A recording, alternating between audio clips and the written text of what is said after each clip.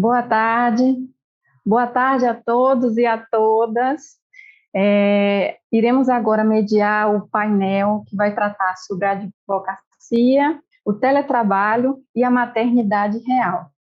Para isso, hoje vamos contar com a palestra de 4 colegas advogadas, são elas a doutora Renata Deiró, a doutora Larissa Garzedin, a doutora Joana Rodrigues e a doutora Carla Ferraz. Eu me chamo Nádia Gringo, eu sou advogada, sou especialista em Direito Civil e Processo Civil e também sou presidente, estou presidente da comissão da OAB Jovem, daqui da subseção de Bom Jesus da Lapa, que é situada na região oeste da Bahia. Bom, e fui convidada pela doutora Sara Barros, a Sarinha, nossa presidente do Conselho Consultivo da OAB Jovem da Bahia, a mediar este maravilhoso painel. Doutoras, nós iremos ter uma duração de 1 hora desse nosso painel, e inicialmente eu gostaria de dar as boas-vindas, sejam bem-vindas ao segundo Congresso Online da Jovem Advocacia Baiana. Inicialmente eu vou passar a palavra à nossa doutora Carla, que é a minha colega de subseção, na verdade, de OAB Jovem de Paulo Afonso, ela que é também advogada, pós-graduanda em Direito Civil e Processo Civil, pós-graduada em Direito Civil com ênfase em Direito de Família, e é também a mamãe da Isabela. Doutora Carla, seja muito bem-vinda, com você a palavra.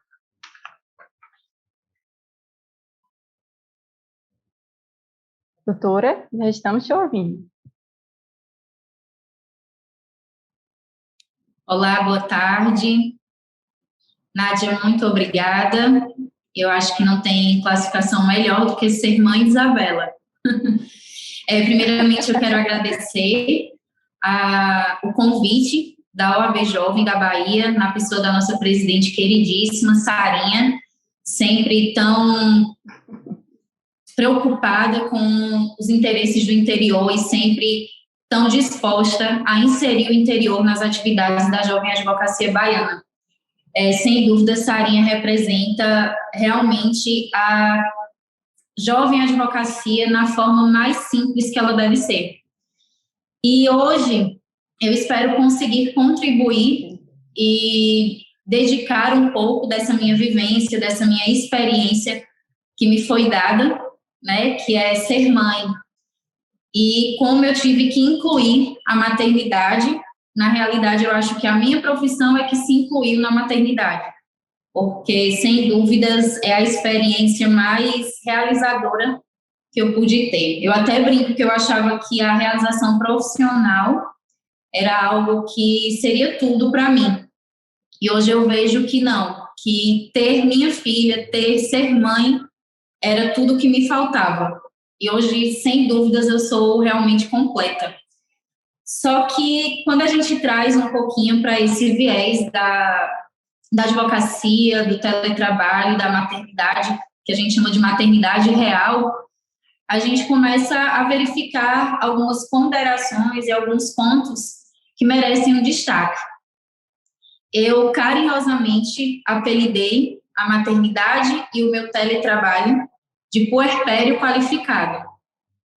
Eu me recordo que nos meus, se eu não me engano, 12 para 13 dias, eu ainda estava no denominado resguardo do meu parto, e eu precisei fazer uma audiência no âmbito criminal.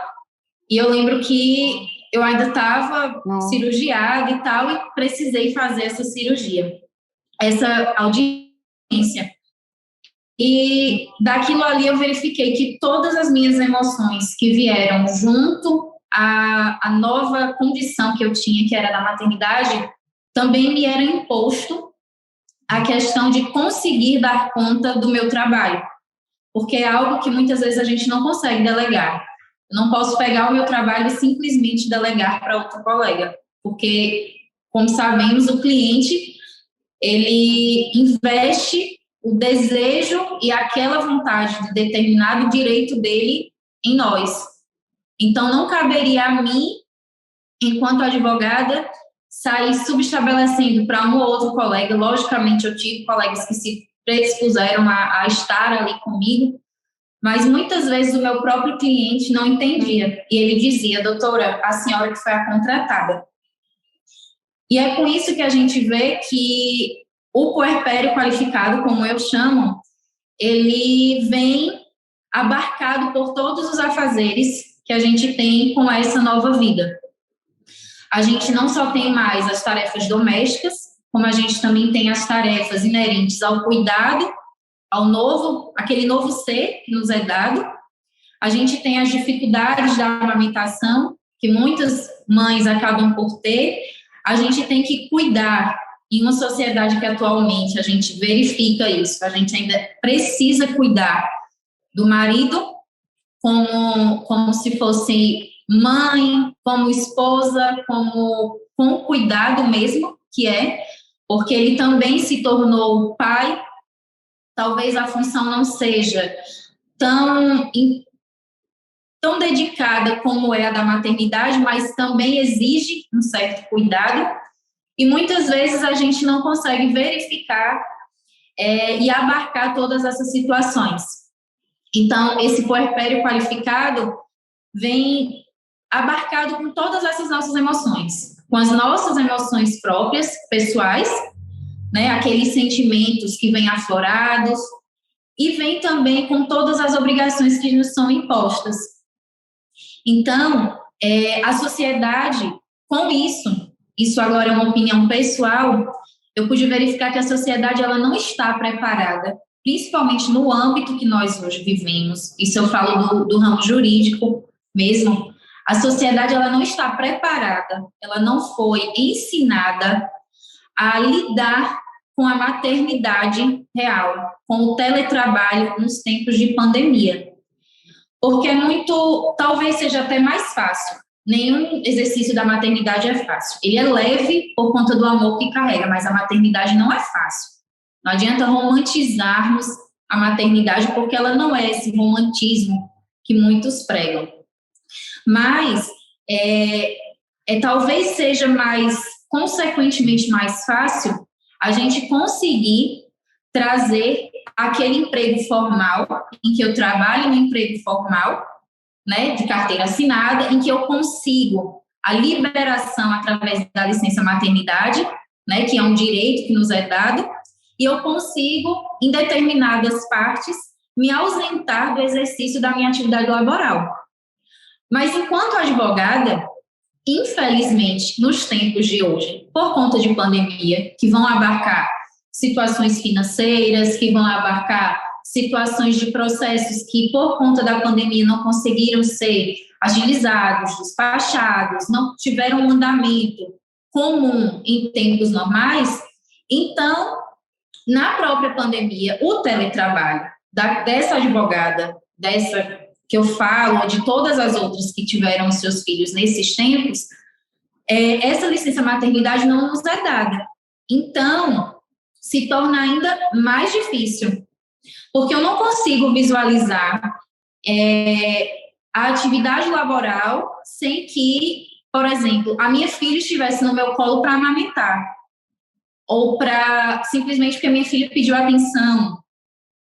Logicamente, existe a dificuldade de quem é mãe solo, né? De quem possui uma rede de apoio. Eu, particularmente, eu possuo uma rede de apoio, então eu optei, talvez, por diminuir o exercício da minha advocacia. Então, para mim, foi uma escolha, porque eu realmente optei por me dedicar à minha filha, mas não são todas que conseguem esse mesmo benefício, digamos assim, né? Se eu fosse mãe solo, se eu não tivesse uma rede de apoio, será que eu conseguiria diminuir o exercício da minha advocacia? Será que e aí a gente precisa falar, será que a minha situação financeira seria a mesma estável hoje, da que eu tenho, podendo parar de trabalhar, do que se eu tivesse que continuar trabalhando, simplesmente pela obrigatoriedade, né? Então, muitas vezes, quando a gente fala que a sociedade não foi preparada, é porque o próprio judiciário não foi preparado. Talvez eu esteja errado, mas eu pesquisei, eu procuro entender, até também para ver o meu direito enquanto mãe, e muitos benefícios não são dados a essa trabalhadora informal, como vulgarmente a gente chama, que é aquela que, no caso eu, que não possuo um vínculo empregatício, de carteira assinada, de ter, no caso, um empregador. O meu empregador sou eu mesma. Eu passo o meu ponto a mim mesma. Então, com isso, eu verifiquei que o próprio judiciário ele não possui uma normativa, algum tipo de alteração legislativa que favorecesse esse exercício da advocacia enquanto a diferença aconteceu, enquanto eu me tornei mãe, né? A licença maternidade é um direito trabalhista concedido, ótimo, maravilha. Vieram as alterações legislativas recentemente que foram aplicadas a gestantes, mas a mãe recém atribuída a essa condição, mãe no puerpério, mãe ali na sua condição exata da palavra, a gente não possui. Eu nunca pude alegar que eu não poderia cumprir um prazo porque minha filha estava doente. Logicamente, ninguém precisa parar isso porque minha filha está doente. É uma obrigação minha dar conta do meu trabalho. Mas eu creio que poderia haver uma flexibilização, né? Eu juntei e tal. Recentemente, eu fui intimada para fazer um júri de um cliente e eu informei que eu tinha uma filha, que eu amamentava, isso é até uma situação pessoal, e não me foi concedido oportunidade de abertura de tempo, de intervalos de tempo entre a realização do júri para que eu pudesse amamentar. E eu simplesmente eu não tinha o que alegar, né? O que eu alegaria em relação a isso? Eu simplesmente pedi a redesignação do júri, informando que naquela data eu não teria condições de ir. Graças a Deus, a chefe de cartório interviu, conversou com a juíza, e a juíza realmente aceitou, e pasmem, era uma juíza mulher, que poderia ter uma sensibilidade ainda maior. Infelizmente, não houve, né? E é complicado a gente falar sobre essa capacitação mesmo, que hoje a gente fala de forma específica do judiciário, porque é a nossa área de trabalho. Mas você não vê um servidor entender a sua condição. Então, para mim, o mais decisivo do período foram os 45 primeiros dias, né? Que são o período real de puerpério. Muitas vezes a gente não entende o pós-puerpério, que ele continua, porque ninguém é ensinado a ser mãe, né? Eu posso chegar para minha mãe hoje e dizer, mãe, o que eu preciso fazer para isso em relação à minha filha, porque ela já tem uma vivência, mas ninguém me ensina a ser mãe, né? E com a maternidade me veio as obrigações domésticas, vieram as obrigações com a minha filha, e muitas vezes quando a gente fala da exaustão maternal, as pessoas entendem, você se arrependeu. Não, eu creio e eu tenho plena certeza disso que nenhuma mãe se arrepende, né? Como muitas vezes a gente acaba ouvindo uma ou outra piada, que eu chamo de piada mesmo, de um ou outro servidor da justiça, um ou outro juiz que diz, doutora, não estava na hora de ter filho agora, que a senhora precisa trabalhar. E muitas vezes a gente cala para não ter que dar a correta resposta. As pessoas não têm que determinar o tempo em que você deve ter filhos. A escolha é sua. E jamais uma mãe vai se arrepender de ter um filho simplesmente por conta de trabalho, né? E aí, esse puerpério qualificado, como eu chamo, eu tento trazer e analisá-lo exatamente nessa concepção, dessa ausência de capacitação do próprio judiciário e da nossa própria aldeia de apoio em relação às atividades maternais, né? Eu não consigo chegar hoje e dizer, fulano, você pode me dar 5 minutos para eu chegar atrasado, porque infelizmente a minha filha teve um tal problema. Ele não vai entender. A minha obrigação é chegar pontualmente naquele determinado trabalho. Doutora Carla, entendo perfeitamente o que você está falando, inclusive a vivência o que eu vejo das demais colegas, né? Eu não sou mãe, mas quando eu vejo as demais colegas relatando a mesma coisa, eu entendo perfeitamente. E você está sendo muito incisiva nos mesmos pontos que eu vejo todas as demais colegas que, né, tiveram esse período ou estão passando por esse período.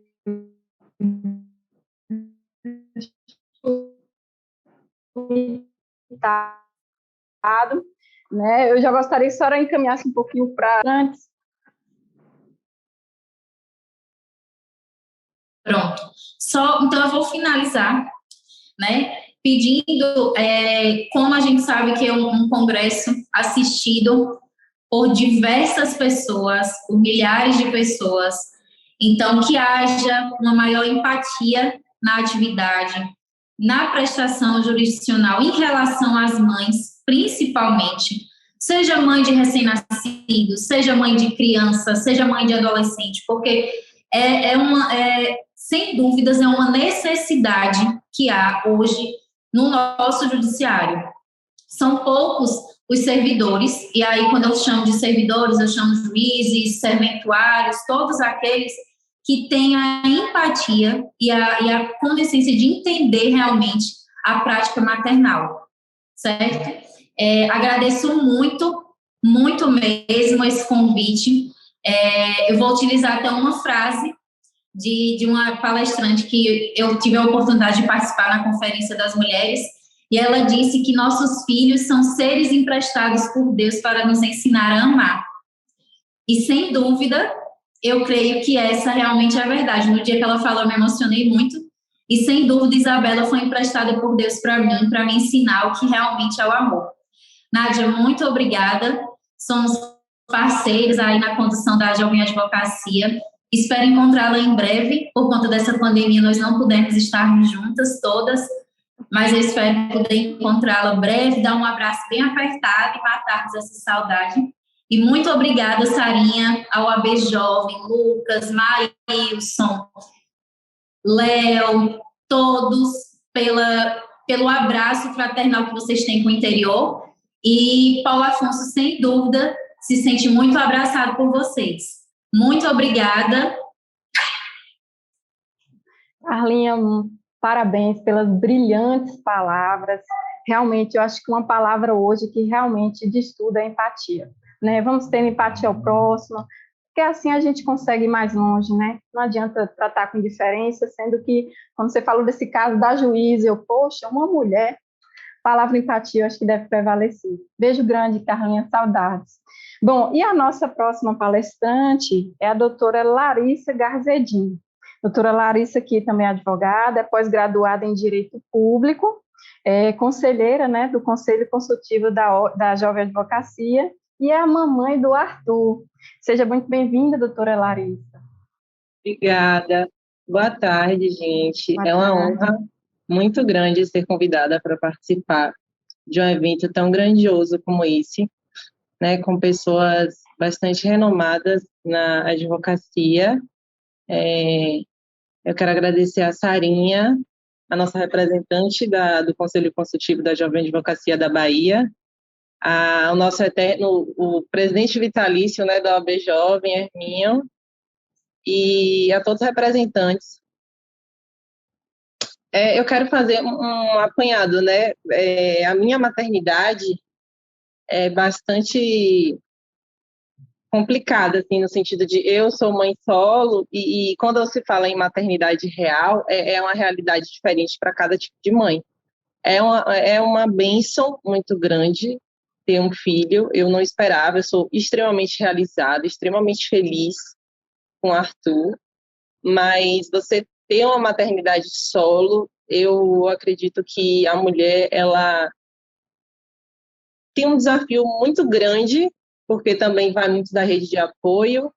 Você tem mulheres que têm, né, a rede de apoio, tem pai presente, e outras que não.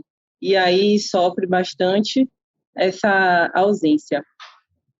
Bom, eu como jovem advogada, né, como todo mundo já sabe, a advocacia, infelizmente, ela é uma profissão machista, e por ser mulher e jovem advogada, a gente sofre também esse preconceito. E, concomitante com isso, a maternidade solo, ela acaba sendo mais sobrecarregada. Porque eu, como estou em home office, por escolha, eu decidi diminuir, né, a advocacia. Tenho uma rede de apoio pequena, tenho a minha mãe, mas, assim, ela tem a vida dela, então eu me restringo, assim, muito a Arthur, por não querer terceirizar a educação dele, e estou aqui, né, querendo aprender com vocês, para eu evoluir, estou buscando crescer na advocacia, buscando novos desafios, mas o maior desafio de todos é realmente a maternidade.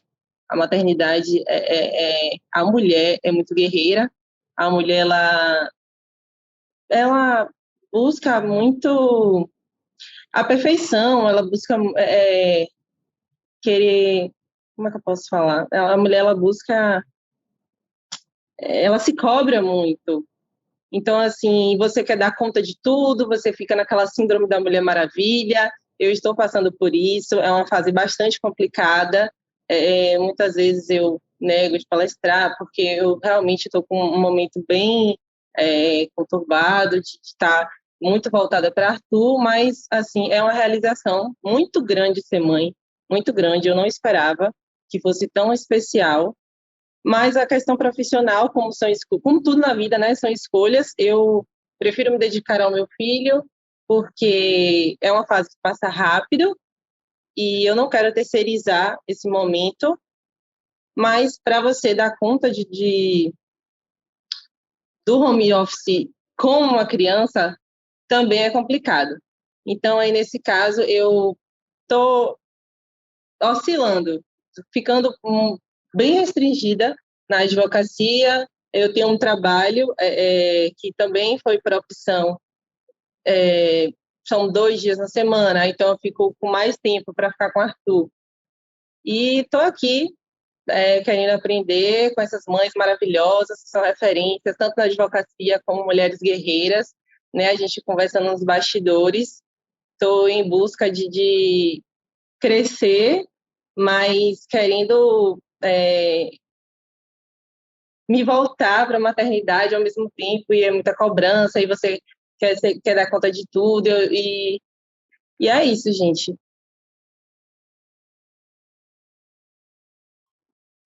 Doutora Larissa, eu agradeço pelas suas palavras. Eu tenho certeza que mães que estão na mesma situação parecida, devem ter, né? Nossa, ela também está nessa situação, e criam forças, né, para seguir em frente. A advocacia, eu costumo dizer que é uma profissão que exige muito tempo, exige muita dedicação da pessoa e atualização. Aí eu fico imaginando uma A gente faz, pessoa. Perdão, pode falar? Pode não, a falar. gente faz um recorte, né, da nossa vida no Instagram, né, que o Instagram hoje é a rede social que move o mundo, uma das redes sociais que move o mundo, e aí a gente faz um recorte da nossa vida, mas sem romantizar a maternidade, né, porque eu sou extremamente apaixonada pelo meu filho. Mas é isso, você precisa de uma rede de apoio, é muito complicado, como Carla falou, é importante que o judiciário, que o poder público, ele humanize, que ele se conscientize de que a mulher, mãe, precisa de políticas públicas voltadas para esse tipo de mulher, sabe? É muito complicado você não ter uma rede de apoio. Quem tem, ótimo, mas quem não tem, que é a realidade de muitas brasileiras, de muitas mulheres, é muito complicado, é bastante puxado. Não, eu posso imaginar, né? Um dos desafios, realmente, da mulher que é advogada e é mãe, é conciliar as duas coisas ao mesmo tempo.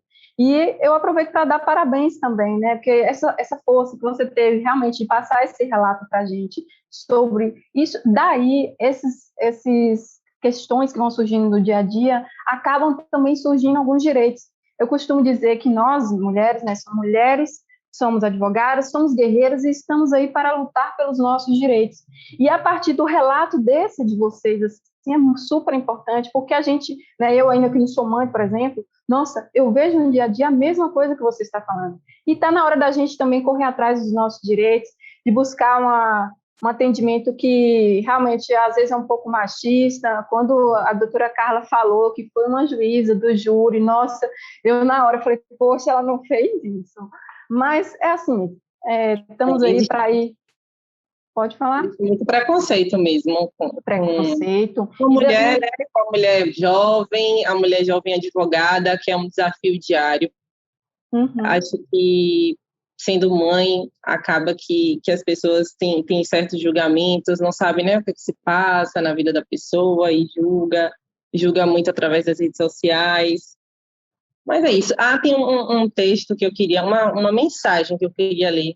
Pode que eu falar. vi hoje do Padre Fábio de Mello.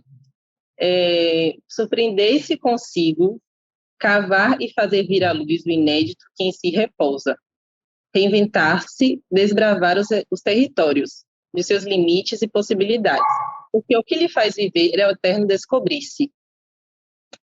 Mulher, jovem advogada, mãe solo, mãe que tem rede de apoio, é uma eterna descoberta. A mulher, ela é muito guerreira, muito guerreira. Eu sou extremamente orgulhosa de ser mulher. Eu estou dando o meu melhor em busca, né, de crescer, claro, aqui, admirando todas as mulheres que estão aqui na minha mesa, né, não grande ainda, mas é um processo. Caminho se conhece andando, né, como diz a famosa música aí do momento. Então é isso. Verdade. Obrigada. Concordo, doutora Larissa, perfeitas suas colocações, eu agradeço pela sua contribuição, e eu tenho certeza que as suas falas vão ajudar muitos advogados que estão na mesma situação.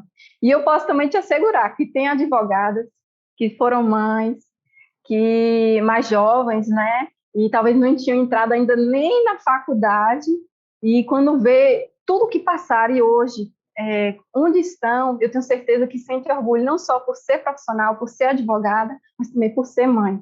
Eu vou chamar agora a doutora Larissa, perdão, você quer acrescentar mais alguma coisa? Não, só agradecer a Sarinha pelo convite. Arthur ameaçou de vir aqui, fiquei nervosa, mas né, nas próximas a gente melhora. Obrigada. Eu que agradeço, doutora Larissa.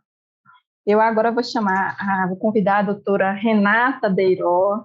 Doutora Renata, que é advogada também, é especialista em Direito e Processo do Trabalho, é presidente da Comissão de Proteção aos Direitos da Mulher da OAB da Bahia, é membro da Comissão Nacional da Mulher Advogada, é assessora da Assembleia Legislativa da Bahia e também é mãe da Júlia, da Rafaela e da Isadora. Doutora Renata, seja muito bem-vinda e a palavra está com você. Olá, obrigada, Nádia.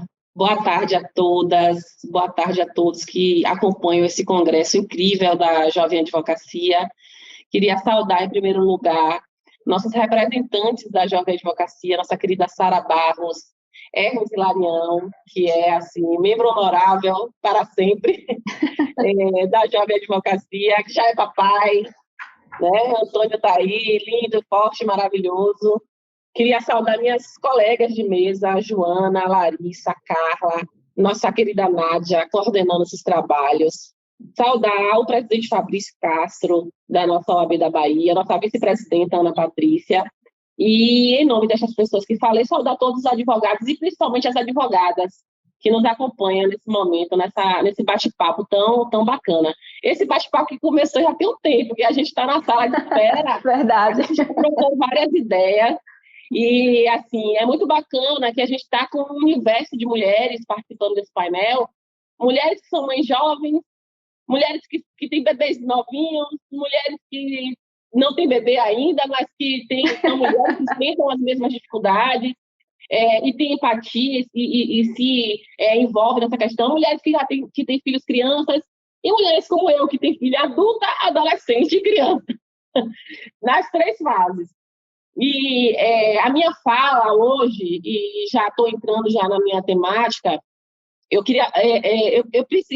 pedi para falar sobre a função social da maternidade dentro dessa realidade que a gente está vivendo hoje de teletrabalho, de trabalho remoto e de outras tantas conformações sociais em que a mulher mãe está inserida profissionalmente ou mesmo não profissionalmente, nesse mundo pandêmico que a gente está vivendo.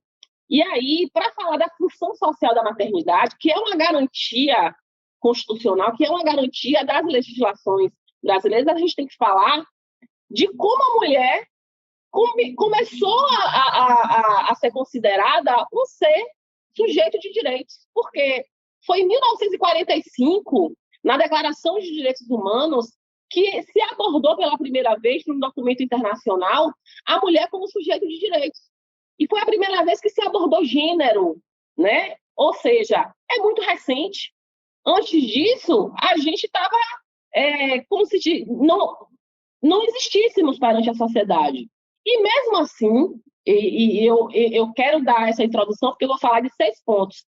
Vou tentar falar o mais rápido possível, mas tentar ser clara. Mesmo assim, mencionar gênero pura e simplesmente na Declaração Universal dos Direitos foi, de certa forma, superficial, porque não politizou as questões que envolvem a vida privada das pessoas, a vida doméstica, a vida familiar. Porque essas são questões políticas também. Então, não politizar isso adiou, mais uma vez, o debate sobre de como as mulheres estão inseridas na sociedade e como as mulheres mães estão inseridas na sociedade. E não apenas não politizou, como não levou em consideração vários aspectos, como desigualdades sociais, regionalidades, porque nós vivemos um mundo completamente diverso, questões raciais, questões econômicas super relevantes. Então, quando a gente não politiza essas questões, a gente tira do debate o que importa, que é como é que é viver, como é que a mulher, como é ser mulher nessa sociedade que a gente vive hoje. E aí, quando a gente não politiza, a gente mantém determinadas posturas e costumes e hábitos e formas de enxergar o mundo e conformidades sociais que sempre consideraram a maternidade uma obrigação da mulher. E a maternidade como uma obrigação da mulher não permite que ela seja reconhecida na sua forma ampla, que o trabalho realizado pelas mulheres, ele se tornou invisível.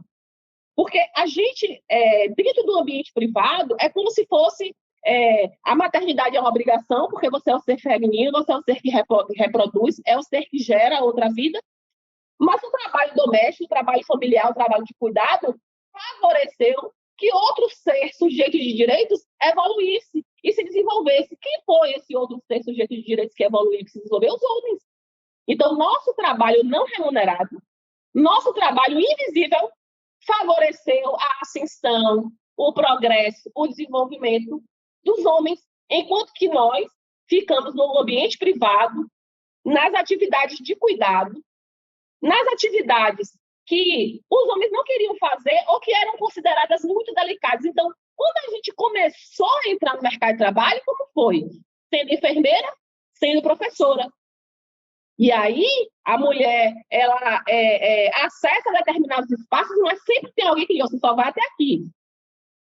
Se seu marido permitir, se seu pai autorizar, se a sua família tiver uma condição social de lhe dar um status para que você possa acessar determinados espaços. Então, essa maternidade obrigação classificou a vida da mulher como meramente reprodutiva. Então, nos foi negado desde sempre, não que a gente achava isso bom, não. As mulheres que surgiram, e essas lutas começam a partir de muito tempo atrás, e aí invisibilizar o trabalho da mulher foi uma forma que deixou os homens livres para o trabalho, e o Estado, que deveria opinar, se omitiu e deixou de criar mecanismos de apoio à reprodução, de apoio à vida. Então, quando você traz a maternidade exclusivamente para um ambiente privado, o Estado se eximiu. Cada família que cuide da sua maternidade, que cuide das suas mães, que cuide dos seus filhos da sua forma. E isso fez, e aí eu já estou entrando no terceiro ponto, para vocês verem como eu estou sendo rápida, isto fez com que as mulheres sempre se surgiram contra essas questões, mas essa insurreição sempre foi muito coibida, abafada e, de certa forma, apagada. Então, algumas mulheres que conseguiram, em determinado ponto, acessar espaços públicos, acessar espaços de poder, aquilo era uma exceção da exceção da exceção. E aí, os direitos que nós conquistamos ao longo dos anos, não raro, e eu digo com frequência, são confundidos com privilégios. Então, se hoje a gente vê um debate na Câmara dos Deputados e que tivemos a reforma da Previdência, que é uma situação recente, para igualar o tipo de aposentadoria de homens e mulheres, isso quer dizer o quê?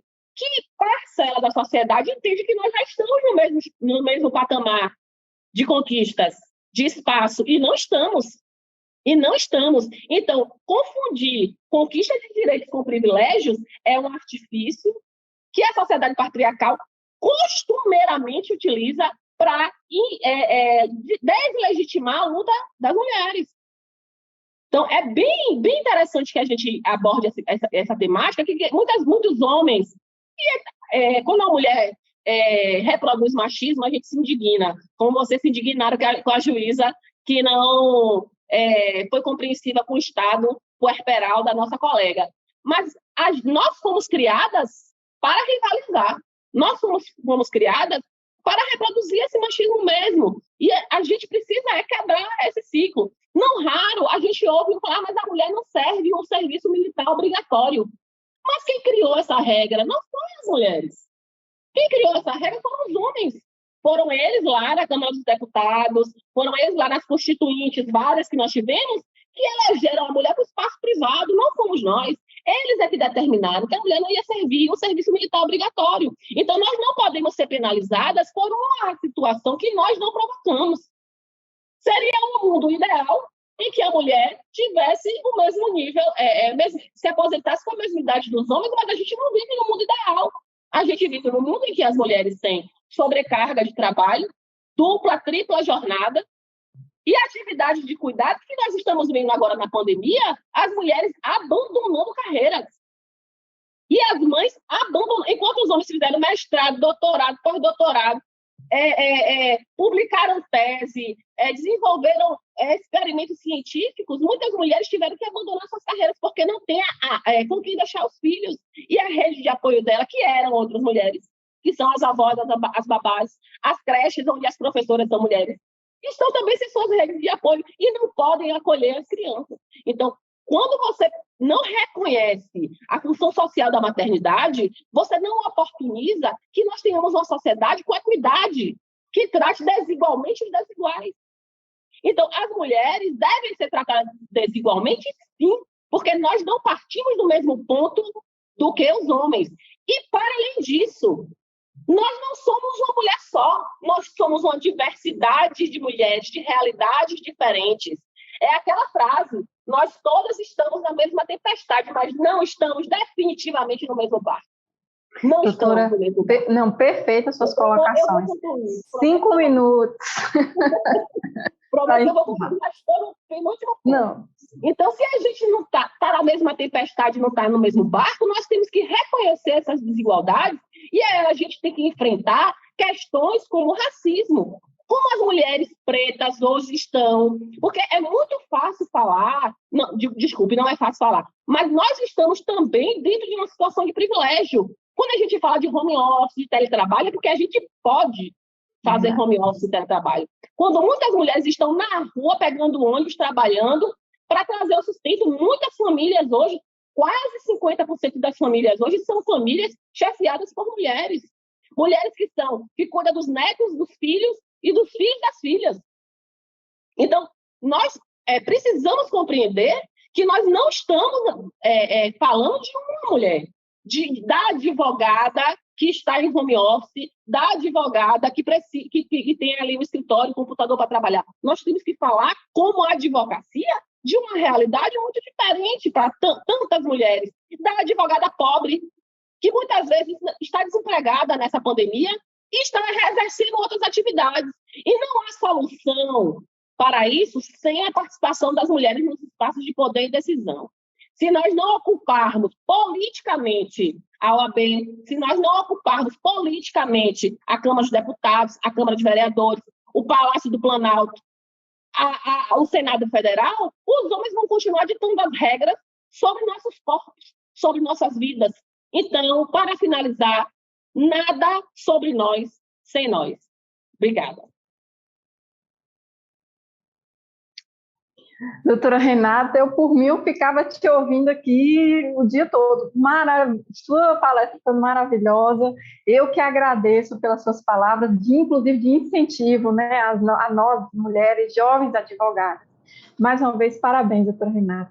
Bom, e agora eu vou passar a palavra para a nossa quarta e última palestrante, né, que vai fechar aí com chave de ouro, a doutora Joana Rodrigues, que é professora mestra de Políticas Sociais e Cidadania pela UFSAL, é pesquisadora, membro do Grupo NET, Núcleo de Estudos do Trabalho pela mesma instituição, pós-graduanda em Direito Laboral, é compilance pelo IEPPREV, especialista em Direito e Processo do Trabalho pelo GISPODIUM, advogada trabalhista feminina, conselheira da OAB Bahia e presidente da Comissão de Apoio aos Professores da mesma entidade, além de ser conselheira também da ABAT, e é a mãe do Francisco.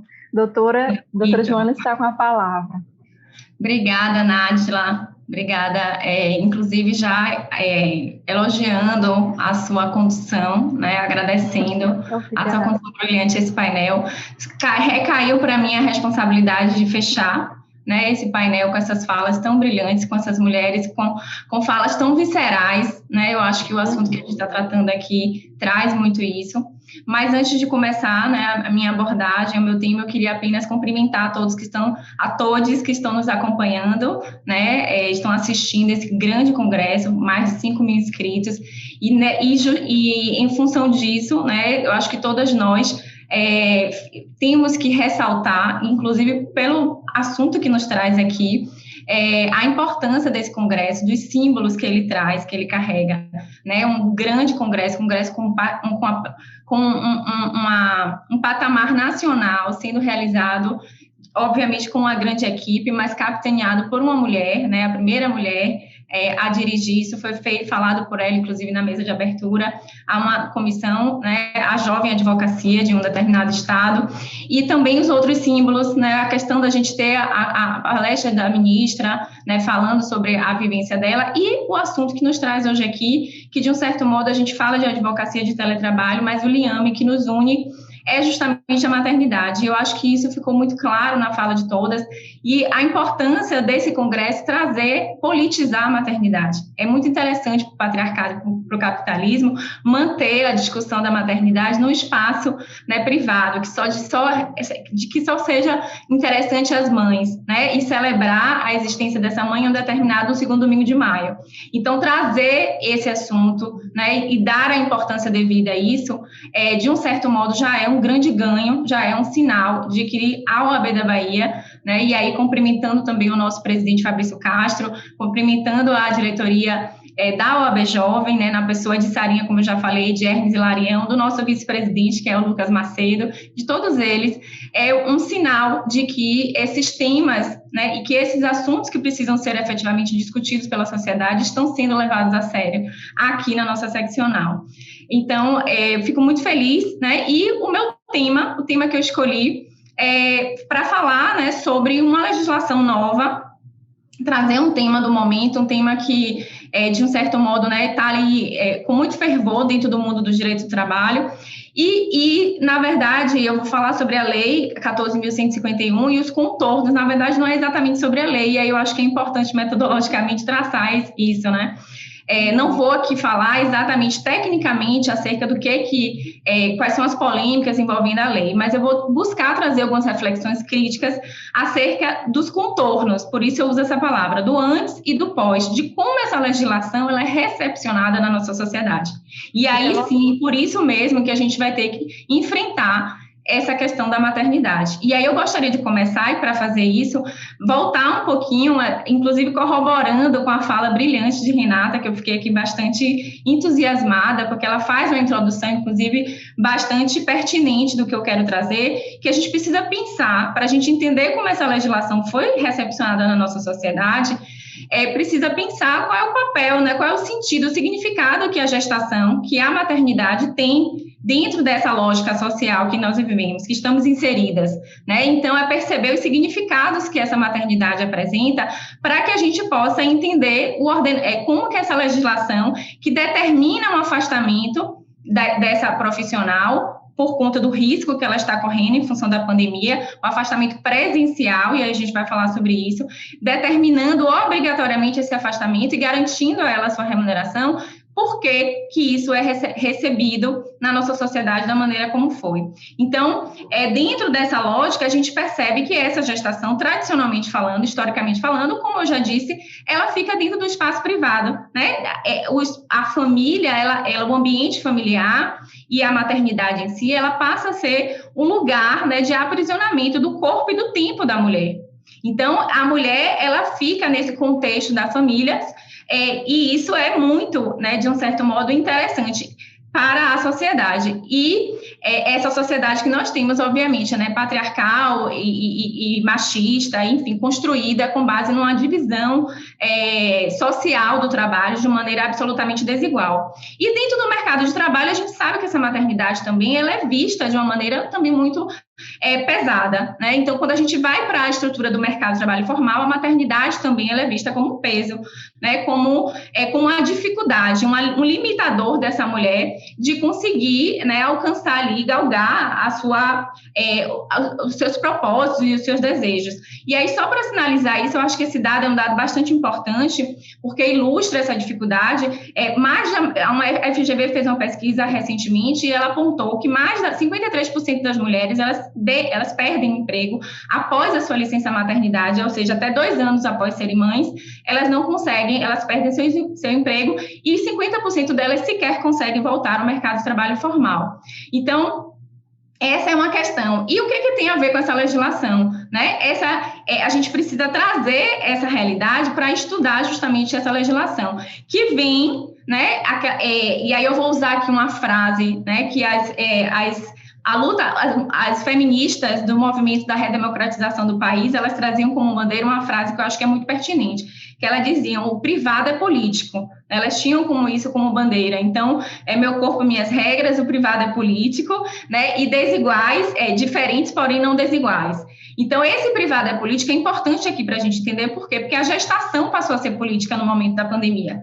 O assunto da gestação, ele passa a ser importante, por quê? Porque nós estamos vendo que as mulheres gestantes, elas estão sendo, né, sofrendo, sendo em alguns momentos vítimas preferenciais do descaso que o nosso país tem tratado a vida e a saúde da população. Então, os dados que a gente tem em relação às mulheres gestantes na pandemia, e é por isso que vem esse movimento para a construção de um aparato normativo que garantisse algum tipo de mínima proteção a essa maternidade, esse nascituro, os dados são, assim, terríveis. A gente teve em mortes em 2020, 10,5 mortes em 43 semanas. Quando a gente vai para 2021, só até agora, 14 semanas, a gente já tem 25,8. A gente salta de 453, quase o ano todo, para 372 apenas até agora. Então, dentro desse contexto, a gente tem sim que politizar a maternidade, a gestação, a gente tem sim que falar dessa legislação, a gente tem sim que falar o quanto que ela é importante, e aí, naturalmente, a gente recai no ponto central da minha fala agora. Né, que aí o ponto central já é praticamente o final, que é como essa legislação ela vai ser recebida dentro da nossa sociedade. E aí eu vou traçar aqui 2 elementos que eu acho que ficaram muito claros. Primeiro, a negação, né, a esse direito. Então, a gente sabe que hoje em dia a gente tem uma quantidade de mulheres que, infelizmente, não estão podendo usufruir dessa prerrogativa, né, legislada, ou seja, né, que é uma lei, porque por descumprimento dos empregadores em relação a essa determinação, e por outro lado, né, a gente tem uma tentativa, digamos assim, de discutir a questão da responsabilização por essa remuneração dessa trabalhadora. Na verdade, há uma discussão em relação ao custo dessa lei. Por quê? Porque, e aí a fala de Renata, ela é muito pertinente quando ela fala da questão da interseccionalidade, das mulheres negras, das mulheres, né, que vivenciam uma situação de vulnerabilidade maior. Por quê? Porque em muitas profissões, né, elas não podem ser exercidas. O que é que diz a lei? Agora, que é importante para quem não tem conhecimento da legislação. Ela é muito simples, ela só tem 2 artigos,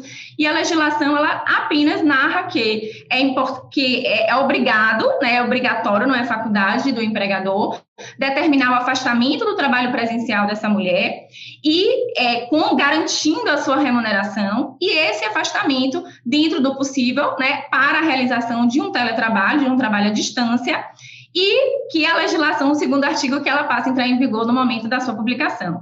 Então, é uma legislação simples, aparentemente, mas traz um elemento que é definidor do meu contexto aqui, que é aquelas trabalhadoras que não podem, né, trabalhar à distância, que sua atividade, sua função não pode ser exercida no home office ou no teletrabalho. Aí, como eu estava dizendo, recai na fala de Renata. Por quê? Porque a maioria dessas profissões, o comércio, né, as funcionárias domésticas, as trabalhadoras de indústrias, atividades que são essencialmente presenciais, são, em geral, realizadas, inclusive, por uma camada da população feminina que está associada a profissões que são, de algum modo, também vinculadas a essa desvalorização, talvez, né, em comparação, não são profissões que estão no patamar de privilégio, né? Como a Renata disse, o privilégio de você, de algum modo, estar em home office, ter uma profissão que lhe permita isso, já é, de algum modo, um locus de privilégio. Então, são profissões que são feitas por essas mulheres, protagonizadas por essas mulheres. E o que acontece aqui? A gente tem uma discussão, e aí eu vou falar com uma frase que é muito comum, eu tenho certeza que muitas de nós já ouviu: quem pariu Mateus que balance. A sensação que me traz, né, essa discussão dentro da sociedade, e que eu trago aqui, que é feita dentro academicamente, inclusive por muitos juristas, é de quem vai pagar a remuneração dessas trabalhadoras que, em tese, não podem desenvolver suas atividades de maneira presencial. E aí a discussão que se estabelece, e que eu gostaria apenas de trazer aqui algumas reflexões do que eu entendo, é que a legislação aqui, as gestantes, elas estão sós. Por quê? Porque a legislação aqui, ela é clara no sentido de dizer, e eu corroboro desse pensamento, né, de que a legislação, ela atribuiu ao empregador. É ônus, né, do empregador, da atividade econômica, se responsabilizar. Então, a legislação, ela diz que é do empregador. E é importante a gente pensar aqui, de trazer essa discussão em relação a essa gestação, em relação à importância da discussão dessa maternidade dentro do contexto do nosso país, que não dá assistência a essa mulher, né? Também dentro da iniciativa privada. Então, quando eu digo as mulheres gestantes estão sós, por quê? Porque se de um lado o Estado, ele é ausente, como muito bem, brilhantemente, Renata pontuou, né? De um lado, a gente não tem, para você ter uma ideia dessa legislação, a própria legislação, ela durou 1 ano de tramitação, num momento de crise terrível de pandemia que o Brasil vive. Então, se o Estado, ele está ausente, né?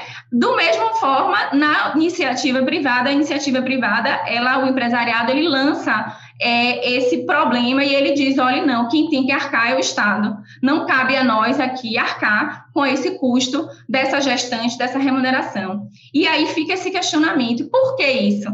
Por que isso acontece dentro da nossa sociedade? Por que toda vez que nós estamos falando de uma efetivação de um direito importante, por que quando estamos falando de uma garantia, uma proteção à maternidade e à infância, a proteção ao nascituro constitucional, né, que deveria ser constitucionalmente assegurada, mas não é efetiva, a gente vai ter essa realidade. Então, é preciso entender, e aí eu retomo a minha fala inicial, entender que a maternidade, corroborando também mais uma vez com Renata, é preciso a gente entender que a maternidade em si, e aqui no caso a gestação, dentro da pandemia, do contexto de pandemia, é responsabilidade de todos, é responsabilidade de toda a sociedade.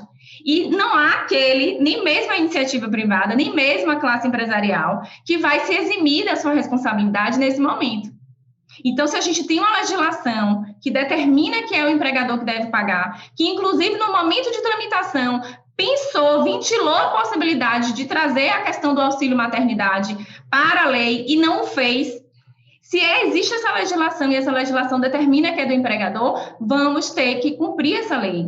Vamos ter que discutir a responsabilidade da iniciativa privada também em relação a essa maternidade e essa questão que nós temos no país. Então, a minha fala aqui, aí já para concluir, Nádia, não é a ideia de eximir o Estado da responsabilidade dele, muito pelo contrário, né? Dentro das minhas leituras de vida, inclusive política, econômica e social, eu entendo que sim, na pandemia a gente deveria ter um Estado muito mais presente do que ele vem sendo. Mas eu acho que a gente também não pode, e a gente tem uma norma que precisa ser cumprida, de inobservar a importância da gente trazer essa discussão e a responsabilidade também para a iniciativa privada. Porque o que a gente tem visto até aqui, né, é em muitos momentos a gente ter um arcabouço de argumentos e de privilégios para atender a atividade econômica, a iniciativa privada em função da crise da economia, e muitas vezes a gente tem o outro polo dessa relação não sendo tão assistido dessa maneira. E nesse caso aqui nós estamos falando de gestantes, nós estamos falando de crianças que vão nascer. Quando uma gestante morre, não morre apenas a gestante, doutora, é uma família, doutora, só para concluir, é uma família toda que está... É uma família toda que está sendo afetada. E aí, para finalizar, eu queria só dizer uma coisa. Tem uma frase que diz assim, que eu acho que é importante, e cai como uma luva nesse caso. A gente precisa entender que a maternidade não é só coisa de quem pariu, é de quem foi parido. E todos nós fomos paridos por uma mulher, por uma mãe. Então, a gente precisa sim politizar a maternidade, a gente precisa sim discutir a importância dessa legislação e a gente precisa sim discutir a importância da iniciativa privada se responsabilizar economicamente por essa possibilidade, que é uma garantia, no momento de pandemia, à vida da mulher e do seu filho. Então, eu agradeço a oportunidade, desculpa se eu passei um pouquinho do tempo, fiquei com essa responsabilidade de fechar aqui o painel, e, mais uma vez, agradeço você também, Nádia, pela solidariedade aí em questão do tempo, um pouquinho comigo. Bom, deu até vontade de continuar ouvindo. Parabéns pela brilhante explanação. Aliás, parabéns a todos pela brilhante explanação. Doutora Renata, perfeita suas colocações. Doutora Larissa, doutora Carla e doutora Joana, muito obrigada. Eu tenho certeza que as advogadas que estão em casa, assim como eu, também ajudou muito, contribuiu e estimulou também, né? Então, além de estender meus parabéns a vocês, eu gostaria também de dizer o seguinte: eu tenho certeza que não vai faltar oportunidade para a gente estar se encontrando, inclusive pessoalmente, né? E para quem está nos ouvindo, eu digo o seguinte, meus amigos, a OAB Jovem da Bahia, ela não para. A OAB Bahia, a OAB Jovem não para. Eu sou testemunha disso. Eu costumo dizer que eu sou muito feliz por fazer parte dessa família OAB, porque a Jovem Advocacia, você consegue ter vez e voz nessa gestão do Dr. Fabrício Castro e do Dr. Luiz Viana, né, que começou com o Dr. Luiz Viana. Então, eu posso dizer para vocês bem o seguinte: eu sou muito feliz em fazer parte dessa família. A família OAB hoje é uma família participativa. Agradeço a todos pela participação e aproveito o ensejo para dar parabéns para a Sarinha, que congresso maravilhoso, que só está começando. Parabéns a toda a diretoria da OAB Jovem da Bahia, vocês são incríveis. Recebam meu abraço virtual e um beijo grande a todos e boa tarde, ou já boa noite praticamente, viu? Tchau, tchau, gente. Um beijo, tchau, obrigada. Tchau, tchau. Um beijo, meninas.